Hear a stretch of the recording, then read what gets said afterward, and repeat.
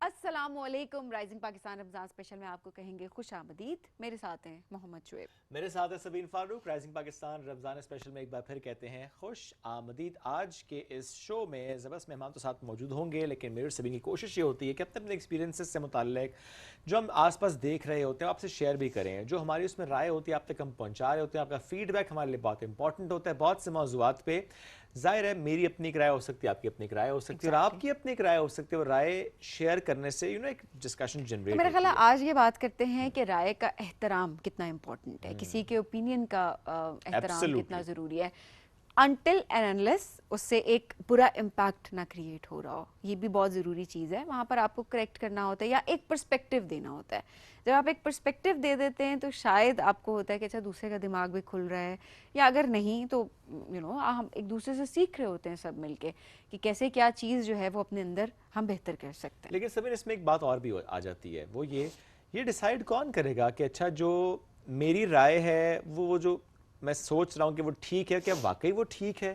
देखिए जब हम ये बात करते हैं ना कि एहतराम, उसमें बड़ा ज़रूरी है कि हाँ, अगर आपको लगता है कि जो अगले की राय है उससे एक नेगेटिव इम्पैक्ट क्रिएट हो सकता है, बजाय इसके कि आप उसको स्नब करें, आप उसे ये ज़रूर कहें इन अ वेरी डिसेंट वे कि मुझे ये लगता है, या मैं ये महसूस करता हूँ, या मेरी ये अंडरस्टैंडिंग है, या मेरी ये एक राय है इस बारे में कि चीज़ें इस तरह से होती हैं, बजाय इसके आप सिंपल कहें तुम ये तुम वो तुमने ऐसे हाँ, कैसे कह तरीका दिया। मैटर करता है बहुत। तरीका बहुत अच्छा, मैटर अब ये करता जो है। आप बात कर रहे हैं ना शुएब, सही और गलत इसका कौन बताता है कि इम्पैक्ट हो रहा है नहीं हो रहा है। देखिए कुछ चीज़ें बड़ी ऑब्वियस होती हैं, बड़ी सतही है, हमारे सामने है।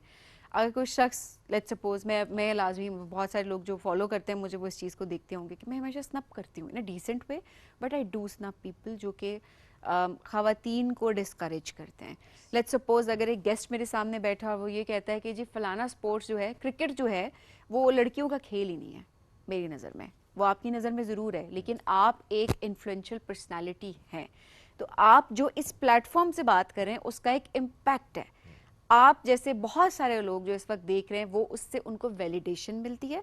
एट द सेम टाइम कुछ लोगों का पर्सपेक्टिव चेंज हो सकता है, वो एक इम्पैक्ट है जो नेगेटिव इम्पैक्ट मैं कह रही हूँ वो क्रिएट हो सकता है। सही बात क्योंकि स्पोर्ट्स का कोई जेंडर नहीं है, कोई भी किसी भी स्पोर्ट्स में एक्सेल कर सकता है आगे जाके।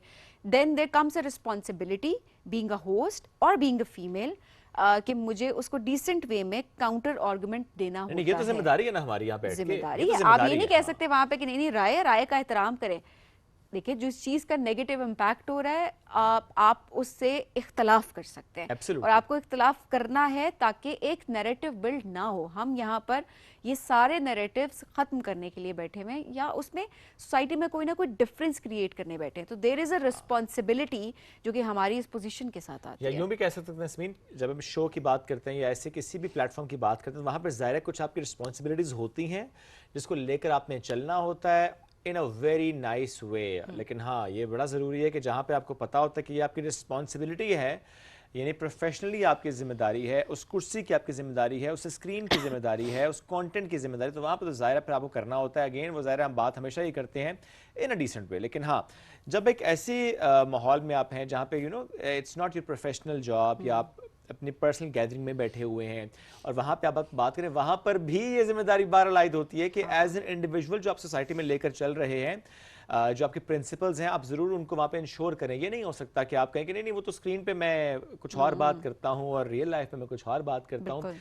ये तो फिर थोड़ी सी मुनाफिकत वाली बात हो गई। हाँ, क्योंकि जो हम यहाँ पर बैठ के बात कर रहे हैं, जो हम आप तक एक चीज़ पहुँचा रहे हैं, हमारी कोशिश तो ये होती है ना कि हमारे वो रियल लाइफ से मुताबिकत रखती हो, हमारी पर्सनैलिटी से, हमारे बिहेवियर से वो रिफ्लेक्ट कर रही हो। ये बहुत ज़रूरी है। बिल्कुल। एंड ज़ाहिर है हम सब सीखते हैं, रोज़ाना की बुनियाद पर सीखते हैं। बहुत सी बातें सबीन से मैं सीख रहा होता हूँ, बहुत सी बातें हम एक दूसरे से सीख रहे होते हैं। ये बड़ा ज़रूरी होता है कि आप ये एक मादा रखें अपने अंदर, ये ओपननेस आपके अंदर रखें कि आप में सब कुछ ठीक नहीं हो सकता, नहीं हम होगा। सब हम सीखेंगे। सब सीखेंगे एक दूसरे से, लेकिन एग्जैक्टली कब होगा? जब आपके अंदर ये अंडरस्टैंडिंग होगी कि वाकई मुझे सीखना है और हो सकता है कि मैं भी गलत हूं किसी बारे में, तो आप सीख लेते हैं। बिल्कुल ऐसा ही है। आप हमें अपनी राय से आगाह करें कि किस तरह से आप डिफरेंस क्रिएट करते हैं अपनी सोसाइटी में। क्या आप किसी ऐसी पोजीशन पे हैं अपने इदारे में जहाँ पे आपको लगता है कि आपकी राय की अहमियत है, या आपके ऊपर ऐसी रिस्पॉन्सिबिलिटी आती है जहाँ पर आप स्टीरियोटाइप्स ब्रेक कर रहे हैं? हम बढ़ेंगे बिग ब्रेक की जानिब बिल्कुल, जी। ब्रेक से वापस आएंगे, हमारे मेहमान साथ मौजूद होंगे, करेंगे उनसे बात उनकी एक्सपर्टीज से मुतालिक। लेकिन अभी एक break. Stay tuned. This is Rising Pakistan Ramzan Special.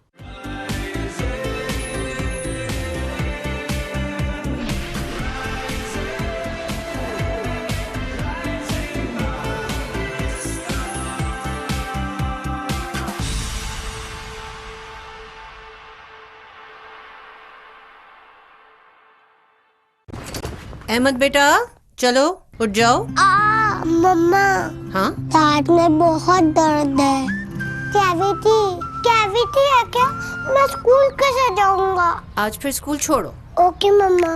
तुम ना एक्टिंग स्कूल जाओ, अच्छी कर लेते हो ड्रामेबाज। हर माँ जानती है कि कोलगेट मैक्सिमम कैविटी प्रोटेक्शन का फ्लोराइड और कैल्शियम बूस्ट दे पूरे 24 घंटे तक कैविटी से हिफाजत।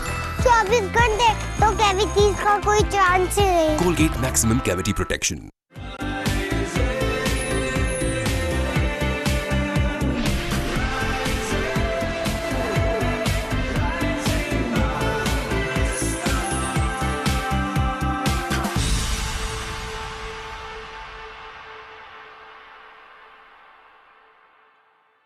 Welcome back. Rising Pakistan Ramzan special में एक बार फिर कहते हैं खुश आमदीद।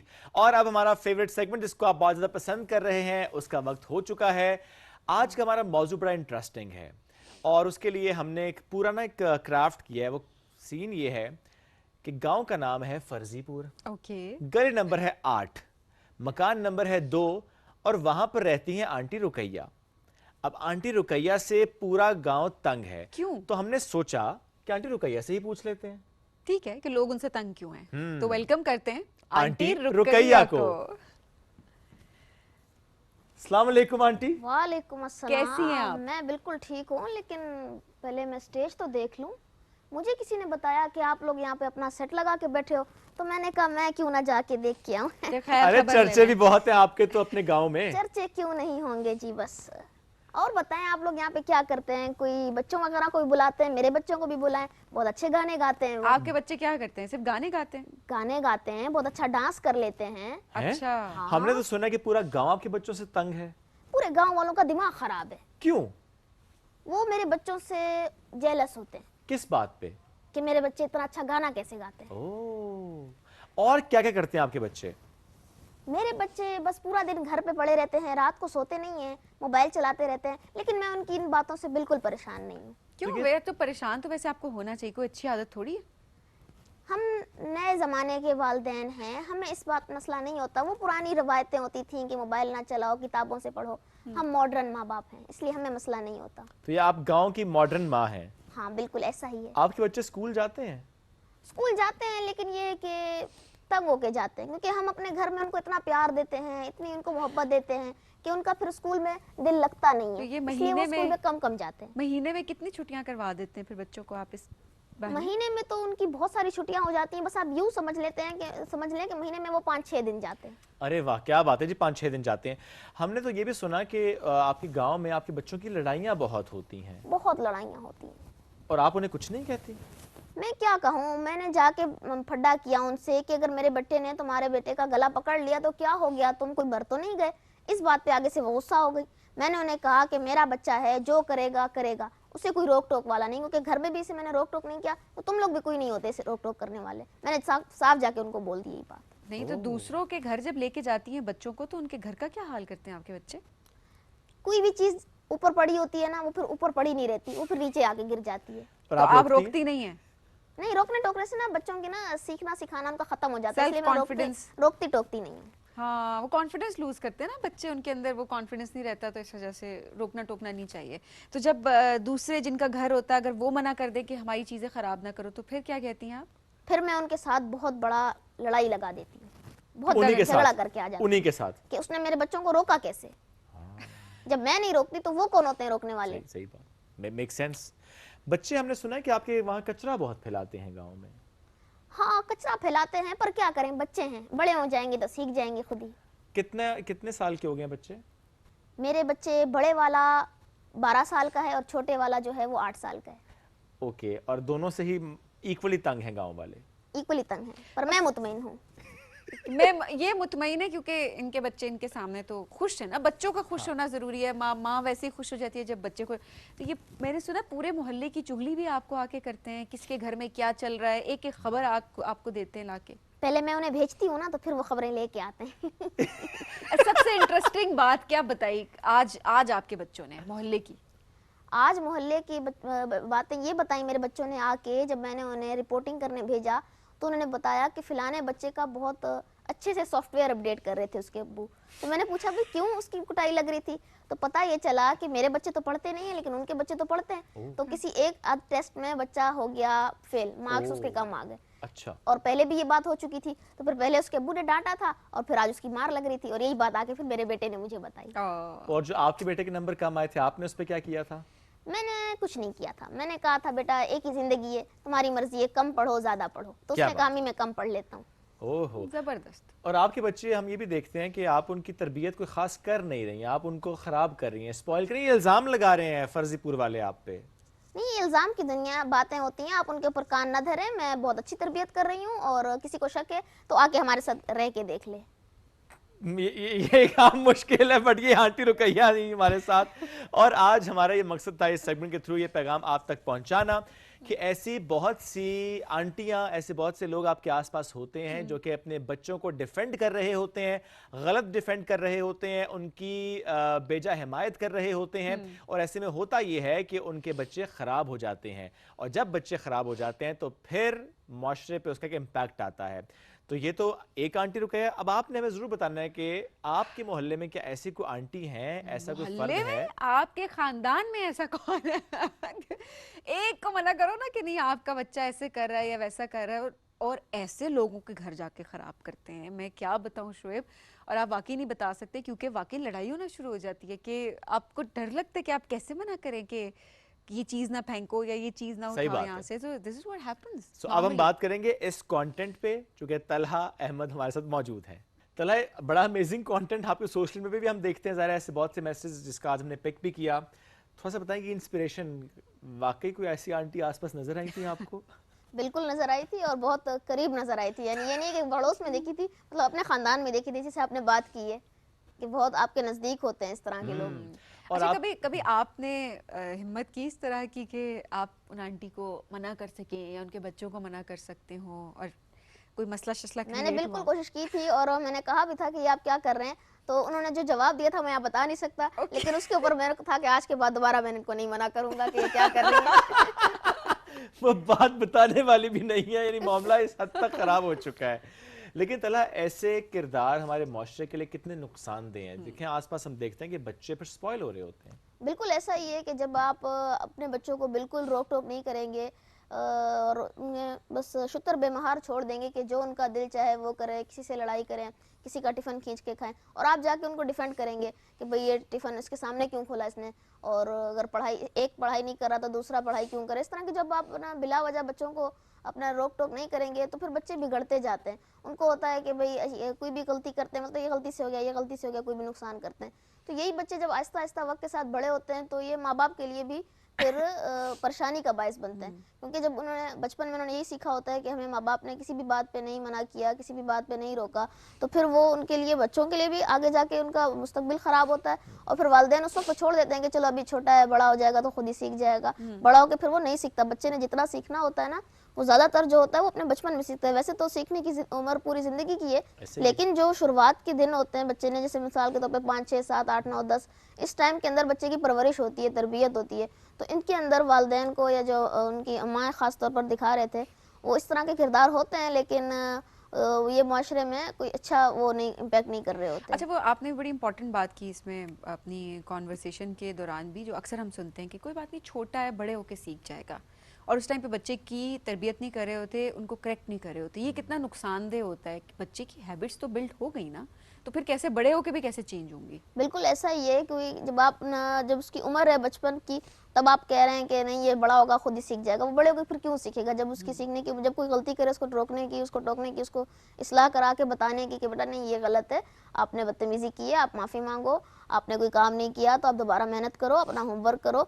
तो ये उसके ना, जब वो स्कूल के दिनों में है तो ये उसके सीखने की टाइम होता है। इसके अंदर वालिदैन को चाहिए कि वो इस तरह से ना करे, बल्कि उनको रहनुमाई फराहम करते रहें। और एक बात और भी इसमें बड़ी इंपॉर्टेंट तलहा कि हम अक्सर जुमला सुनते हैं कि बच्चे को इसलिए ना टोकें क्योंकि उसका कॉन्फिडेंस शैटर हो जाएगा।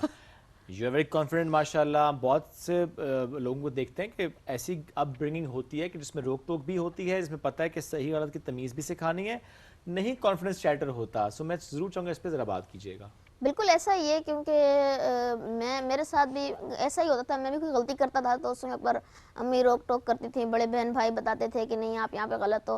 पर मैं भी इस बात को समझता था कि ठीक है, हाँ वाकई घर के बड़े हैं, उनको ज़्यादा बेहतर लग रहा होगा। तो इस तरह की जो चीज़ें होती हैं वो आपको आगे जाके फ़ायदा देती हैं। और बिल्कुल ऐसा नहीं है, मेरा भी एतमाद अल्हम्दुलिल्लाह, कॉन्फिडेंस बिल्कुल शटर नहीं हुआ था और बहुत अच्छा है। मैं हर किसी से बात करता हूँ और हर नए लोगों से मिलता हूँ, उनसे बात करता हूँ। तो ये बिल्कुल नहीं होता कि अगर आपको बचपन में रोक टोक करेंगे तो आप जो हो बड़े होके आप में कॉन्फिडेंस नहीं होगा। और क्या आपने ये देखा कि हम थोड़ा कंफ्यूज करते हैं कॉन्फिडेंस को ओवर कॉन्फिडेंस से?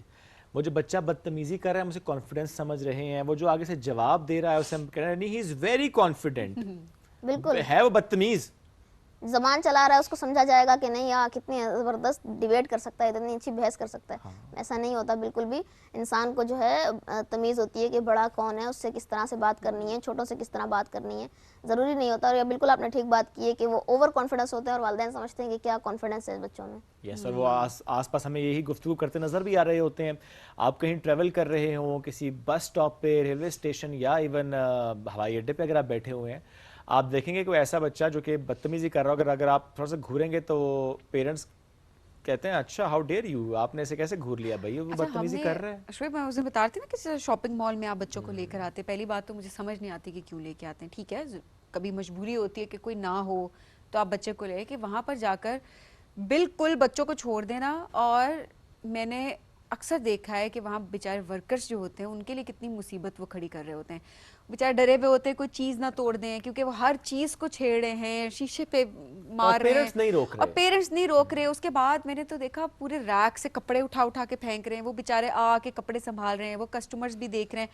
तो देखिए, मतलब ये चीज़ है कि आपने, ठीक है, अगर आपने बच्चों को पब्लिक में लाना है तो आपको उनको एटिकेट सिखा के लाना है, और अगर वो वहाँ गलत कर रहे हैं तो आपको उनको बताना है कि आप गलत कर रहे हैं। ऐसा नहीं है कि ओ कितना क्यूट है, देखो कितना खुश है बाहर आके, मेरा बच्चा कितना बल्कि वीडियोस कॉन्फिडेंट बनाते है, हैं वो उसकी ना पूरी पूरी के वो कपड़ों पूरे खेल रैक्स रहा है, और खराब फिर कर रहे हैं। हंस हंस हंस के वर्कर्स को भी देख रहे हैं वहाँ पे कि देखो हाँ हाँ वो क्या करो। वर्कर्स बेचारे, उनको अपनी जॉब का है ऑब्वियसली, वो कस्टमर्स को खुश कर रहे हैं, या एक उनका एक पॉजिटिव एटीट्यूड है थ्रू आउट कि वो नहीं बात कर रहे हैं इस बारे में, डजंट मीन कि आप किसी के पेशेंस को टेस्ट करें। तो ये पब्लिक Absolutely. प्लेसेस पे बच्चों को कंट्रोल करना कितना ये ज़रूरी है ताकि मुआशरे के लिए वो बर्डन ना हो। बिल्कुल पब्लिक प्लेस पे अपने बच्चों को रोकना, कंट्रोल करना ज़रूरी है। जब आप पार्क लेके जाते हैं तो ये ना हो कि भाई आपका बच्चा समझे कि भाई मैं सारे झूलों के ऊपर भी मैं बैठूंगा, कोई और बैठा हुआ है तो उसको हटाओ, भाई मैं बैठूंगा, अकेला बैठूंगा। ऐसा नहीं होता। जब पार्क में जाते हैं तो सबने मिलजुल के खेलना होता है। इवन हॉस्पिटल भी लेके जाते हैं, एक तरफ मरीज बैठा हुआ है, उनके साथ जो इयादत करने आए हैं और वो अपने बच्चों को लेके आ जाते हैं। पहली बात तो ये है कि वहाँ पे बच्चों का कोई काम नहीं होता, कि एक तरफ मरीज बैठा है और फिर बच्चे जो हैं वो तो नहीं देखते कि भाई कोई पेशेंट है, हम उसकी ना इयादत करने आए अपने वालिदैन के साथ, तो तमीज़ से बैठे होने, तो यहाँ भी हाथ मारना है, दराजों में भी चेक करना है क्या पड़ा है, अलमारी खोल के भी देखनी है, फ्रिज में भी देखना है क्या पड़ा हुआ है। तो इस तरह से ना बच्चों को रोकने की ज़रूरत होती है। अच्छा, ये तो इतना डिस्टर्बिंग होता है एक फैमिली के लिए जो ऑलरेडी सफ़र कर रही होती है ना। मुझे अभी भी याद है, मेरी अम्मी का जब ऑपरेशन हुआ था तो हम सारे बड़े, ज़ाहिर है एक सिचुएशन ऐसी थी, परेशानी थी, सब कुछ था, और ऐसे में मतलब जो रिलेटिव्स आ रहे हैं वो अपने बच्चों को साथ लेके आ रहे हैं पता करने के लिए, और मतलब आपको बता नहीं सकती। और बच्चे वही वाली बात कि कभी, और डर लगा हुआ है हमें कि अच्छा बच्चा कैनुला ना खींच दे, कोई ड्रिप ना खींच दे। अक्सर ज़्यादा जो आप ऑलरेडी ड्रेन्ड भी होते हैं ना, आप ड्रेन्ड होते हैं, you can't handle them, you want piece, at the same time patient को रेस्ट की ज़रूरत होती है, उसको शोर नहीं शोर पसंद, तंग करता है। और आप मुरवत में कुछ कह भी नहीं सकते कि नहीं प्लीज़ शोर ना करें, या अपने बच्चों को ले जाएं, और फिर 2-2 घंटे बैठना। मुझे ये चीज़ भी वैसे समझ नहीं आती कि क्यों, एक तो आप अयादत के लिए जा रहे होते हैं और दूसरी बात ये कि आपने क्यों इतनी देर तक किसी के घर पे बैठना है कि कोई सही अगला बात है। बंदा परेशान हो जाए। वो ऑलरेडी एक परेशानी से गुजरा है। तो मेरे ख्याल ये जो बेसिक एथिक्स हैं ये हम सबको एज अ सोसाइटी सीखने की ज़रूरत है।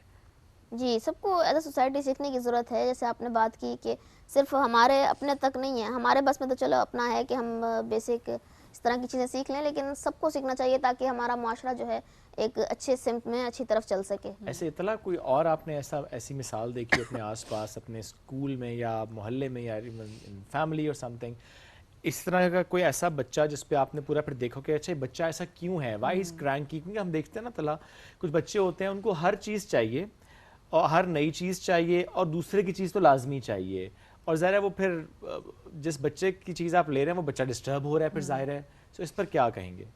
ऐसा मैंने देखा है कि एक बच्चा होता है, उसको कोई गिफ्ट दिला के देते हैं, तो लेकिन उसको होता है कि अपनी गिफ्ट 5 मिनट खेल लिया कि नहीं मुझे ये नहीं चाहिए, दूसरे के हाथ में कोई और गन है या दूसरे के हाथ वही में कोई चाहिए। खिलौना है, मुझे वही चाहिए, मुझे वही चाहिए। तो फिर और उनको दिला भी देते हैं, अच्छा थोड़ी देर खेलेगा फिर वापस कर देगा, फिर दूसरे जिससे लेके देते हैं वो रोना शुरू कर देता है।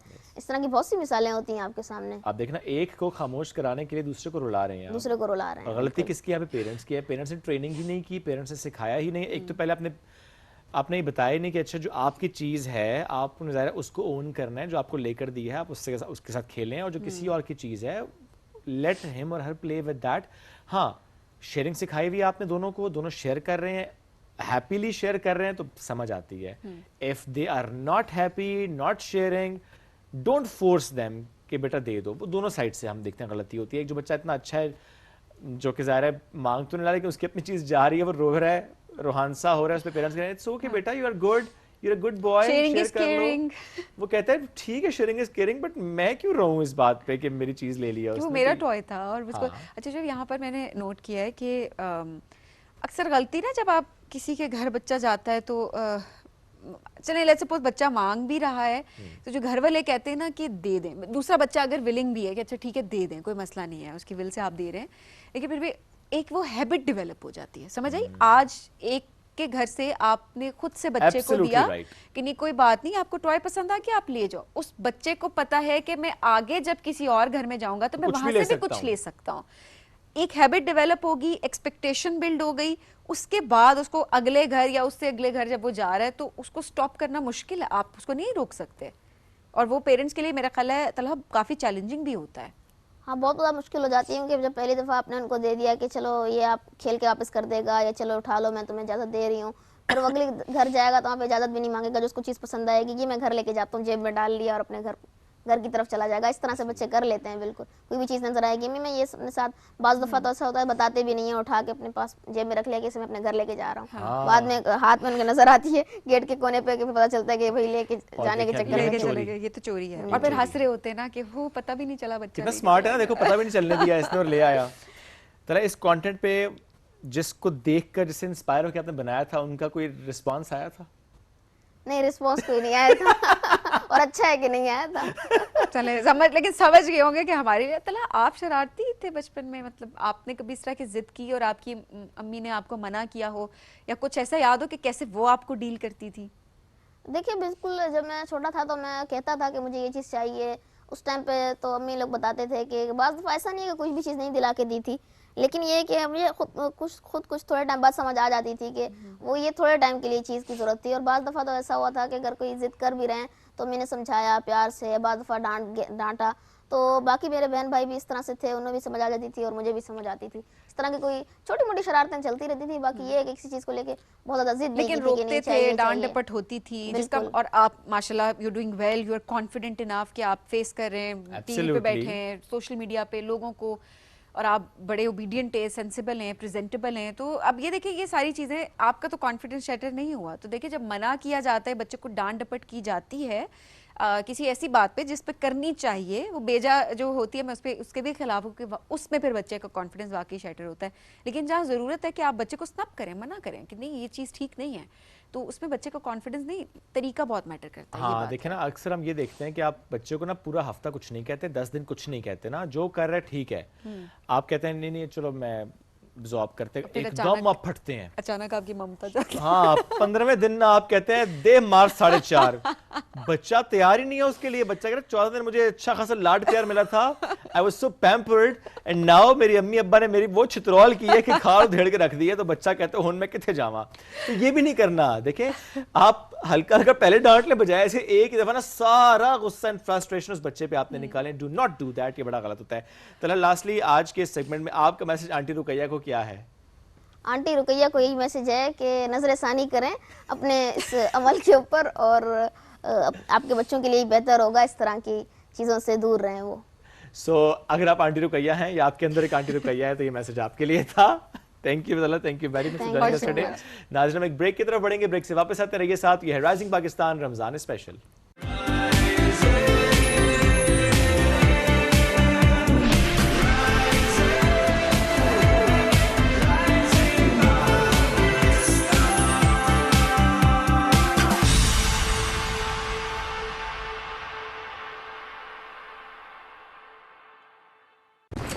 अहमद बेटा चलो उठ जाओ।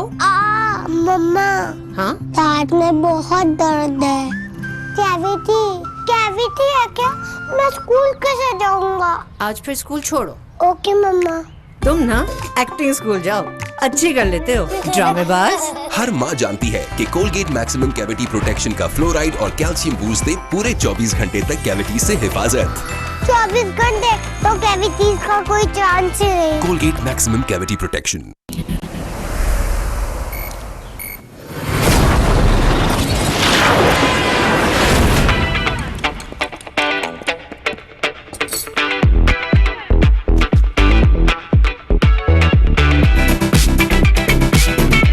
Get ready for 5G from Ufone, Telnor and Onyx. It's more than just speed.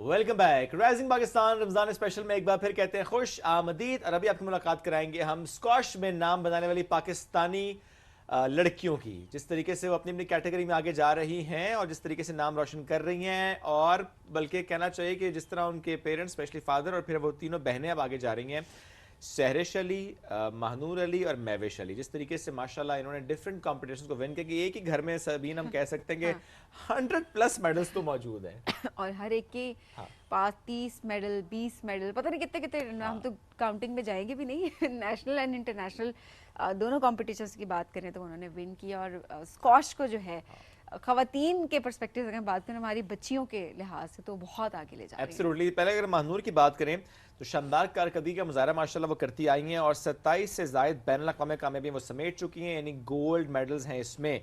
और लास्ट जो उनका इवेंट था वो था जनवरी 2026, वेरी रीसेंट, जिसमें उन्होंने चेक जूनियर ओपन पराग में गोल्ड मेडल जीता। और इसके अलावा कई और गोल्ड मेडल्स ऑलरेडी उनके पास हैं, उसमें हम नहीं जाएंगे बिकॉज पहले भी हमारी उनसे मुलाकात है। लेकिन आज हमने सोचा कि ज़रा रमज़ान सेंट्रिक भी हम थोड़ा सा गुफ्तगू करेंगे, रूटीन क्या होती है। इसके साथ जब उनकी बहन की बात करें सहरिश जो कि उनसे बड़ी हैं, और जिस तरीके से उन्होंने मेडल्स जीते हैं उसमें भी माशाल्लाह 20 गोल्ड मेडल समेत मुताबिक कामयाबियां समेट चुकी हैं। और इसी इवेंट में सेम कैटेगरी में उन्होंने ब्रॉन्ज मेडल जीता। सो हम ब्रेक में बल्कि उनसे पूछ भी रहे थे कि अच्छा एक का गोल्ड एक का ब्रॉन्ज सेम कैटेगरी, तो ये कहानी आपके सामने कंपटीशन हुआ कि नहीं हुआ? हाँ हो जाता अगर जो सहरिश अगर वो हम आगे अगर ये होता फिर मगर ये हो तो आप जाता, पूछते हैं अगर मगर ये भी हो जाता। वेलकम करते हैं सहरिश और मानू दोनों को। अस्सलाम वालेकुम, कैसी हैं आप दोनों? वालेकुम अस्सलाम, थैंक यू सो मच हमें इनवाइट करने के लिए यहाँ पर। Thank you so much Sahrish join करने के लिए। और महानूर आप कैसी हैं? बिल्कुल ठीक, अल्हम्दुलिल्लाह। ग्रेट, जबरदस्त। महानूर ने लिया गोल्ड मेडल, आपने लिया ब्रॉन्ज मेडल, जेलसी फील हुई थी? नहीं, बल्कि मानूर का फाइनल था तो मैं काफ़ी ज़्यादा उसके लिए चेयर अप करी थी। मेरा 3rd पोजीशन का मैच था, उसके साथ ही कोर्ट में मानूर का मैच था, फाइनल हो रहा था, साथ साथ मैच चल रहा था जी। तो मैंने अपना 3rd पोजीशन मैच जैसे ही जीता, फिर मैं मानूर की मैच के लिए बैठ गई और फिर उसके बाद बहुत ज़्यादा क्लोज मैच इनका जा रहा था, 2-2 था। Okay. तो फिर मैं इसके लिए बहुत चीखें मारी, बहुत सपोर्ट किया कि मानूर जीत जाएगी, इस तरह दुआएं कर रही थी। जबरदस्त। मतलब मैं काफ़ी खुश थी, मैं नहीं कर पाई तो कम से कम मानूर तो जीत सही जाए। बात और है, मेडल तो घर ही आपस आएगा का ना। कंपटीशन नहीं हो सका ना नहीं, उसी क्योंकि सहरिश सेमीफाइनल हार गई, लेकिन अगर वो क्योंकि हम लोग डिफरेंट ड्रॉज में थे, सहरिश नीचे ड्रॉ में थी और मैं ऊपर ड्रॉ में थी, सही। तो अगर सहरिश जीतती तो मेरा फाइनल उसके साथ आता, Okay. लेकिन सहरिश हार गई तो मेरा जो सहरिश से जीती है उसके साथ नहीं, फाइनल। वैसे आपस में जब भी आप लोगों ने पार्टिसिपेट किया है तो मुश्किल रहा है कंपटीशन, या प्रॉपर कॉम्पिटिटर समझ के खेलते हैं आप लोग गेम को? ऑन कोर्ट हम लोग बहुत ज़्यादा फोकस्ड होते हैं, बहुत ट्राई करते हैं अपने अपने लिए, क्योंकि स्क्वॉश एक इंडिविजुअल गेम है, तो हम दोनों ट्राई अपना बेस्ट गेम खेलते हैं, अपनी बेस्ट स्क्वॉश खेलते हैं, कोई ब्लॉकिंग कोई अनफेयरनेस नहीं, हम लोग बहुत अच्छा खेलते हैं और जो भी जीता उसके लिए खुश होते हैं। और फिर बहन बहन कोई उस कोर्ट में नहीं, कोर्ट में प्लेयर है, ऐसे ही है? बिल्कुल ऐसा ही है, ऐसे ही है। अच्छा, लेकिन अगर ये हो जाता कि आप भी जीत जाती सेमीफाइनल और फाइनल में दोनों इकट्ठे होते, पहले आप बताएं आपके ख्याल में कौन जीतता फिर? वो तो उस टाइम पता चलता है। वैसे हमारे बहुत सारे मैचेस आपस में आ चुके हैं अभी तक, मतलब नेशनल्स में भी हमेशा हम लोग का आपस में आता है। मैं नेशनल में अंडर 15 नंबर 1 हूँ और मानू नंबर 2 है, तो हम दोनों का हमेशा फाइनल में आपस में ही आ रहे होते हैं, तो हमें काफी कुछ कहा भी एक्सपीरियंस नहीं है। और सब कुछ कह भी दिया कि नंबर 1 मैं ही हूँ, ऐ पे आजे। उधर में अगर थर्ड आए भी हूँ तो ऐ पे आजे, मैं नेशनल लेवल नंबर 1 हूँ, ये नंबर 2 है। Message conveyed. अब आप बताएं मुझे मानूर के व्हाट डू यू थिंक, अगर वहां पे फाइनल में ये आपके मध्य मुकाबले होते तो क्या होता? मैं तो फुल कोशिश करती कि नंबर 1 को हराऊं। बिल्कुल ऐसे ही है। अब तो मुझे साफ पता चल गया है, मैसेज कन्वेड।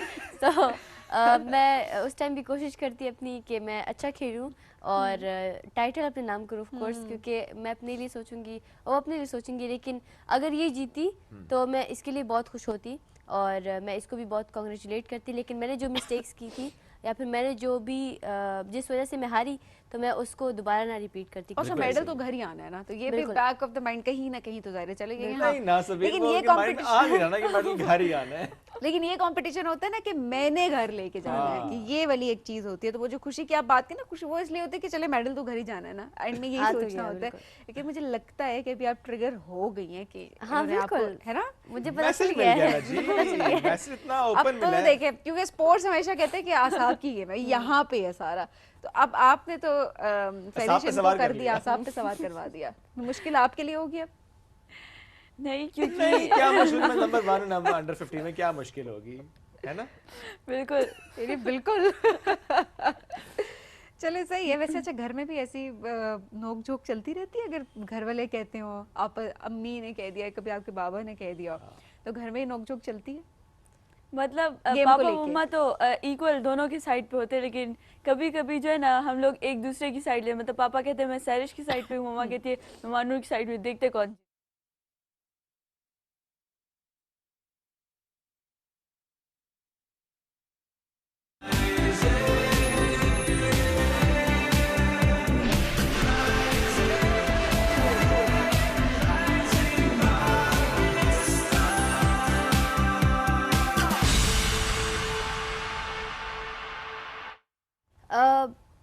बॉइल्ड की बात करें तो हमारी जो वो गए दाल वगैरह हो गई, ठीक है, दाल और चने भी ना, चने, सफेद सब चने कुछ भी, सब सब कुछ कुछ आ बॉइल्ड गया, है। तो वो मिक्स होती है। उसके ऊपर सैलेड होता है, ठीक है। और उसका पानी जो होता है वो भी हम लोग पीते हैं। Okay. और उसके अलावा बॉइल्ड के अलावा बॉइल्ड एग्स भी, और उसके अलावा फ्रूट चाट होता है, मिक्स That's फ्रूट्स it. सबका, that's it. What do you think कि अच्छा इफ्तारी में अगर ये चीज ना हो तो आपकी इफ्तारी नामुकम्मल है? One must thing in your iftari should be this. What is that one thing? I don't think इतना कुछ खास है, क्योंकि अब हम लोग इतने आदत हो गए इस बॉइल्ड चीज़ों के साथ कि Okay. अब कुछ अनहेल्दी खाए तो फिर वो बोझ लगता है पेट पे। टेस्ट डेवलप हो गया, आपकी बॉडी उस हाँ। तरीके से ट्रेन हो अब गई, train अब हो क्रेविंग गई नहीं होती है, पिज्जा तो ये- बर्गर एंड एवरीथिंग। या कभी कभी तो होती होगी ना। Of course, once in a week, twice in a week, cheat meal. ज़रूरी होता है। उस चीट मील में क्या होता है? बहुत कुछ होता है जो भी हम नहीं खा पाते पूरे हफ्ते सब कुछ सब होता खा है। लिया। सब कुछ एक जगह होता पे। है या चीट मील होता है? इनका डे ही लग रहा है। मुझे कह रही है सब कुछ तो एक साथ तो सब कुछ नहीं खा। एक साथ अमीर सब कुछ नहीं होता, लेकिन जब भी अगर आप जब रेस्ट होता है फुल डे, तो हम लोग कोशिश करते हैं कि मतलब जितना भी खा लिया इधर उधर, फोकस करते हैं डाइट पे, लेकिन फिर भी ये जो पिज़्ज़ा बर्गर्स जो भी हम लोग एक एक मील में कुछ ना कुछ ऐड करते हैं। ओके, सही। सैरिश, महविश और माहनूर में शरारती कौन है? आई थिंक मैं और मानूर है आप ज़्यादातर। दोनों हम शरारती। दोनों मिलके शरारत करते दोनों हैं। मिलके शरारत तो मिलके करते हैं? टफ टाइम किसको देते हैं? महविश को? बिल्कुल, पूरी फैमिली को, भाई को भी? सबको अम्मा अब्बा को भी? सबको।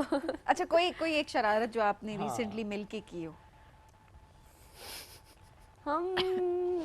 हम मिलके बहुत ज़्यादा एक दूसरे को भी तंग करते हैं, मारते पीटते हैं। हैं? मतलब देखते हैं कि जीतेगा कौन, अच्छा, अच्छा। कौन पहले गिरा, जिसका स्टेमिना खत्म। तो ओके। तो जो पहले जमीन पे गिरा, हम दोनों आपस में लगे होते हैं। फिर मम्मा वहाँ से चीखती है, तुम लोग क्या कर रहे हो, क्यों चीख रहे हो? तो फिर हम लोग जाके उनको भी तंग करते हैं, उनका दुपट्टा खींचते हैं और जो है तो पानी फेंकते एक दूसरे के ऊपर। बहुत मुझे शरारतें लगता है करते हैं। मार शार भी पड़ जाती होगी अभी तक, कोई बहुत flying पड़ती है। चप्पल और अभी बहुत तक पड़ती है? लेकिन अब हंसी आती है, अब रोना नहीं आता। हाँ। मम्मा कहती है बहुत जिद्दी हो गए तुम लोग। ढीठ कहना चाहिए था उनको आपको बिल्कुल। वैसे। क्योंकि जब बच्चे मार के आगे कुछ ना कहें तो फिर ढीठ वाला वर्ड। अच्छा, फिर कहते थे एक एज आती है जिसमें स्पेशली लड़कियों की बात करें तो मार पड़ना थोड़ा कम हो जाता है। नहीं आई ना फिर एज अभी वो वाली मेरा नहीं, ख्याल। उसकी वजह ये कि हरकतें उस एज वाली नहीं होंगी ना, तो फिर माएँ भी तो मजबूर हो जाती है कि कुछ ना कुछ तो होना चाहिए। अच्छा, सहरी में उठते हुए जाहिर है बड़ी कुछ लोग बड़ा तंग करते हैं, नींद है थोड़ी देर के बाद और ये वो, उस सुस्ती कौन करता है? सबसे लेट कौन उठता है? अगर सच बताएं तो हमारा नहीं जो हैं? रूटीन होता है, हम सोते ही नहीं है। शहरी नींद करके भी नहीं सोते आती। हैं। इतनी प्रैक्टिस के ओके। बाद नैप ले लेते हैं 30 मिनट्स 40 मिनट्स की, लेकिन दोबारा उठ जाते हैं। फिर जो भी काम होते हैं जो हम रोज़े में नहीं कर सकते, वो सारे पूरे करते हैं। ऑलराइट, सो सहरिश, महविश और मानूर में से कौन किचन में हेल्प कराता है मामा की? महविश करती है Okay. और मतलब हम तीनों बराबर करते हैं। काम कर लेते डिवाइड हैं। करते हैं। डिवाइड कर लेते हैं, यानी किचन में काम हो जाता है। पराठे बना लेती हैं? ज़्यादातर तो मम्मा करती है, ऑफ कोर्स हम उनकी थोड़ी एतबार बहुत। नहीं है ना उनको आप पे? हाँ, ये भी सही है। किचन में गंद करोगी, बिल्कुल नहीं है। किचन तबाह करोगी। हमारा एक काम होता है फ्रूट चाट कट करना, Okay. फ्रूट सारे कट करना, उसमें भी सारा किचन उल्टा हो जाता है। और फिर तो फिर वो कहती है रहने जाओ दो। निकलो किचन से। मैं करती हूँ। अच्छा, कोई एक चीज जो कि आप सब मिलके बना सकते हो अच्छी, तो कभी दिल किया कि चलो घर वालों के लिए बना ली, अपने लिए बना Noodles? ली? अच्छा, इतनी मुश्किल डिश? बहुत मुश्किल काम था। जाहिर है यार, देखिए नूडल्स बनाने हैं, उसमें आपकी उसमें बहुत भी हम मेहनत है लोग ना। पतीली निकालनी है, पानी डालना है, नूडल्स डालने हैं, उसके बाद वो मसाला पैकेट डालना है, खोलना उसे है, बॉईल मसाला। करना है। उसमें भी अच्छा, हम लोग task? बहुत लड़ाई करते हैं, ये तुम करोगी, ये तुम करोगी, यानी तो पैकेट मम्मा तुम की खोलोगी, भी- निकालोगी तुम, मसाला तुम डालोगी, मिक्स तुम तो करोगी। बड़ा टास्क है वैसे। हाँ, बहुत मुश्किल काम है। चाय बस, बना लेते हैं हम हाँ, लोग चाय जब ये भी। मुश्किल काम है, चाय बड़ा मुश्किल काम है चाय जी। चाय का शौकीन कौन है सारी बहन? मम्मा बहुत ज़्यादा मैं है, भी। और फिर उसके बाद मानूर। और मैं मम्मा वैसे बनाती है, हम दोनों मिलके पीते कितने हैं। चाय वैसे कितने कप? क्योंकि जो चाय के आदी है उनको तो जब पूछो वो कहते हैं चाय। बिल्कुल। ये लोग कॉफ़ी पीते हैं, मुझे कॉफ़ी नहीं पसंद। लेकिन मम्मा जब भी बनाती है, वो दिन में तकरीबन 2-3 दफ़ा तो आराम से, सुबह Okay. नाश्ते के बगैर। तो मैं नाश्ते के बगैर सिर्फ 1 कप पीती हूँ, क्योंकि मैं पहले बहुत ज़्यादा पीती थी, लेकिन मैंने सुना है उसके बहुत ज़्यादा नुकसानात भी है। तो आपने कम कर दी स्पोर्ट्स है। की वजह से मैंने कम मुश्किल कर हो दिया। सो महानूर की चाय की रेसिपी क्या है? कभी बनाई है खुद से? हाँ हाँ, बनाती है। हाँ, बनाई है मैंने। और मैं वो बहुत ये ज़्यादा नहीं कह रही मीठी कि बनाती बनाती हूँ, वो ये कह रही है बनाई है मैंने। नहीं कह रही थी बनाती है मामा के लिए भी। नहीं, अच्छा, ओ मैंने गलत सुना, मुझे लगा मानूर बनाती है। गैस भी नहीं ऑन करती। क्योंकि मुझे डर लगता है, वो टीवी रखना बहुत ज्यादा। मैं इनको कहती हूँ गैस ऑन करो और सब कुछ मैं कर लूंगी। ओके, ऐसा नहीं है कि वो भी नहीं करती, लेकिन कभी-कभी बस कर लेती। कभी कभी हाँ। जब कोई आसपास ना हो, जब मैं मजबूरी हो तो खुद ही जंप कर मार लेंगे। सकती हूँ, लगा के जंप मार सकती हूँ, तब मैं कर सकती हूँ। ओके, जब कोई रेसिपी पे हंसने आते वाला हैं नहीं ना। होता। महानूर की चाय की ये खास रेसिपी क्या है? आई थिंक मैं बहुत ज्यादा मीठी बनाती हूँ। कोई खास इतना कुछ नहीं है, लेकिन मुझे मीठी सब पसंद कुछ है। इकट्ठे डाल के बस ज्यादा boil। चीनी तो नहीं, लेकिन Okay. चीनी तो बिल्कुल बंद की हुई है, लेकिन गुड़ ज्यादा डालते हैं। पकाते गुड़ हुए वाली चाय, हाँ पकाते हुए गुड़ डाल दिया, ओके गुड़ के वो मतलब मेल्ट हो पकाई जाती आपने, है तो ओके। बहुत अच्छा टेस्ट आता है। क्या मुझे बात बहुत है, पसंद है। क्रेविंग शुरू हो गई अपने कुछ से लोगों को ज्यादा यहाँ पे गुड़ वाली चाय की इसमें। अपने से ज्यादा मुझे मम्मा के हाथ की चाय पसंद है, तो फिर वही बनाती है। मामा के हाथ की तो हर चीज अब अच्छी ये लगती तो नहीं, ये तो फिर बहाना ना बनाने का ना, जो चीज़ अक्सर होता है ना, खाना नहीं बनाते जी, माँ के हाथ का खाना बड़ा होती पसंद है हमारे माँ आसपास को कुछ फिर लड़कियां ऐसे हैं, दो। नाम लेंगे जरा पर्सनल हो जाएगा, उनके अम्मी के हाथ का खाना पसंद है, वो फोन कर देती है अम्मी को, अम्मी क्या बनाया हुआ है, अच्छा कभी-कभी बस तो आपके चलता हाथ है की ना। याद अब आ देखिए जाती माँ है। के करीब रहने का तो फायदा ये होता है कि जब आपका दिल कर रहा है आप माँ को कहें, सही ये तो बात है। किस्मत वालों को नसीब बेशक होती है ये बेशक, चीज़। क्या बात है, बेशक दुरुस्त आपने कहा। किस्मत वालों के अल्लाह ने नसीब किया हुआ, तो मैं उसका अच्छा फायदा वैसे आई उठाती डोंट हूँ। नो, ये दैट्स वेरी ट्रू, जब आप भले आप अलग भी रह रहे हो, मैं भी कुछ दिन पहले गया ना, तो दिल चाहता है सबीन अम्मी के हाथ का पराठा खाने का। ऐसा ही है, आपका दिल करता है आपको बाज़ औक़ात तो मुझे ऐसा लग रहा था कि मेरी क्रेविंग स्पेसिफिक फूड की नहीं है, बट मेरी क्रेविंग ये है कि वो माँ के हाथ का खाना, सही बात तो मुझे क्रेविंग उसकी हो रही होती है। तो मैं कहती हूँ कि अक्सर हम देखते हैं ना लड़कियाँ, ज़्यादातर यही होता है हमारी सोसाइटी में कि दूर भी होती हैं, माँ बाप से ज़्यादा दूर होती हैं, बहुत ज़्यादा फ्रीक्वेंटली शादी के बाद विजिट नहीं कर रही होती। तो मैं कहती हूँ कि अल्हम्दुलिल्लाह मैं इतनी ब्लेस्ड हूँ इस मामले में कि मैं करीब रहती हूँ और ये सारी चीज़ें मैं एक्सपीरियंस कर रही होती हूँ। तो सिर्फ ये कि सोसाइटी क्या कहेगी कि अच्छा रोज़ जाती है या ऐसे वैसे, इससे मुझे कोई फर्क मतलब पड़ना ही नहीं मेरे चाहिए। पढ़ना भी नहीं चाहिए, मुझे हाँ। खैर पढ़ता भी नहीं है किस बात से कि 10 लोग क्या बातें करते हैं। मैं इसको खुशकिस्मती समझती हूँ अपनी, कि अल्लाह का बहुत शुक्र है कि अल्लाह मुझे इतना मौका देता है कि मैं देख सकती हूँ डेली अपने पेरेंट्स को, अल्हम्दुलिल्लाह। एंड देन उनके साथ टाइम स्पेंड कर सकती हूँ, उनकी खिदमत कर सकती हूँ, खिदमत करवा भी सकती हूँ फरमाइशें कर करके। तो आई थिंक ये बड़ी एक वो चीज़ होती है, मुझे लगता Blessing है ये जो हमारी कल्चरल चीज़ें हैं ना, एक सोसाइटी के पर्सपेक्टिव से प्लीज़ इनको साइड पे कर दें। अपने माँ बाप के साथ जितना टाइम आप स्पेंड कर सकते हैं, आपको जितना मौका मिलता है, आप वो टाइम ज़रूर और स्पेंड किसी करें। ने वो चीज़ें साइड पे नहीं करनी तो आपकी चॉइस है, लेकिन किसी ने अगर साइड पे किया तो उसकी रिस्पेक्ट करें, वो एंजॉय करें अपनी ज़िंदगी को, करने देना उसको। मैं यही बात करती हूँ कि देखिए जो कर रहा है, मैं यही बात Yes. कर रही हूँ कि कल्चरल एंगल से ना, ये एक प्रेशर जब लड़कियां लेती हैं ना अपने ऊपर, तो बाजू का करीब रहते हुए भी नहीं, जब माँ के घर है 10 दिन के बाद जाऊँ, चलो 5 दिन, अच्छा 1-4 दिन पहले जब टाइम मिला है जाएं जाएं। आप। और अगर वाकई आपकी रूटीन ऐसी है या आप पर्सनली अलग रहना चाहते हैं, तो वो आपकी कंप्लीटली आपकी चॉइस मुझे है। छोटी सी एक बात भी कैसे भी नहीं याद आ गई, अब इसके बिल्कुल हम दूसरी तरफ से अगर बात करें, एक तो है कि बच्चों को क्रेविंग होती है, बच्चे जाते हैं और करते हैं। I remember when I got married, तो जिस दिन हमारा वलीमा था, अब एक नेचुरली होता है ना कि अच्छा शादी के फ़ौरन बाद नॉर्मली होता है पेरेंट्स नहीं जा रहे होते ना बेटी के घर, या होता है कि चलो स्पेशली कोई इवेंट होगा या तो कोई फिर जाएंगे, फिर जाएंगे, जाते तो हैं, बट नॉर्मली हम देखते हैं हमारे कल्चर में कि वालिद स्पेशली थोड़ा अवॉइड कर रहे होते हैं। हाँ। अच्छा हुआ ये कि अब ना मेरे फादर इन लॉ ना, वो बस बाहर ना वॉक करने चले गए घर से बाहर ना, अब परेशान फिर रहे हैं, वॉक करें, तो कहते हैं कि मुझे समझ ही नहीं आई ना कि क्या हो रहा है मेरे साथ, तो कहते अच्छा। हैं मैंने किसी को नहीं बताया, मैं वॉक करते करते हमारे घर की तरफ चल पड़े, बस मुझे कॉल की, तो कहते हैं कि मैं आ रहा हूँ चाय पीने ना, तो मैंने कहा हाँ अंकल आए, इसमें क्या बात है, आ जाएं। सो अंकल आए, घर में आए, आराम से बैठे बाहर, हम लॉन में बैठ के, उन्होंने कहा कि बस चाय पीनी है। अब आज होता है शादी के फौरन बाद पहली बार फादर इन लॉ घर हैं, तो इंसान को होता है चाय की खिदमत, एहतमाम करें, वो क्या कुछ नहीं करना, बस तुम ईजी हो, सारे आराम से आके बैठो, सिर्फ हम चाय पियेंगे। फिर कहते हैं मैं घर में किसी को बता के नहीं आया। मैंने कहा क्यों? कहते मुझे किसी ने आने नहीं देना था, बेटी के घर जा रहे हो। कहते मैंने इसको बैरियर को ब्रेक करना है कि ये मैं क्यों सोचूं कि बेटी के घर जा रहा हूँ, मैं जब दिल करेगा। मैं ये कहती प्लीज इन चीज़ों से निकले हैं, ये सोच एक ऐसी है ना, इस सोच से निकलना बहुत ज़रूरी है। इसी सोच की वजह से कितनी माएँ हैं जो अपनी बेटियों के लिए तरस रही होती हैं, कितनी बेटियां हैं जो अपने माँ बाप के लिए तरस रही होती हैं। तो प्लीज़ जब आपको मौका मिले जाएं, टाइम स्पेंड करें। नहीं दिल कर रहा, वो आपका और आपके मतलब पेरेंट्स का जो रिलेशन है, जो आपकी वो उस लिहाज से अपना है। आप में ज़्यादा अटैच आप लोग अपनी अम्मी के साथ नहीं, अपने अब्बू के साथ हैं। मुझे लगता है क्योंकि हम अब्बू के साथ हर टाइम होते हैं, बाहर आउट ऑफ कंट्री भी, स्क्वाश में भी, ट्रेनिंग के टाइम भी, तो ज़्यादातर मम्मा को मिस करते हैं। क्योंकि और जैसे आपने कहा कि उनके हाथ का खाना, तो हम भी ज़्यादातर अगर ज़्यादा टाइम के लिए या फिर ज़्यादा टूर्नामेंट्स के लिए बाहर होते हैं तो हमें बहुत मिस करते हैं मम्मा को। और वीडियो कॉल पे बात होती है हमेशा, लेकिन फिर भी वो खाना सब कुछ ठीक नहीं होता बाहर का, तो बहुत ज़्यादा मिस करते हैं, बहुत ज़्यादा मिस करते हैं।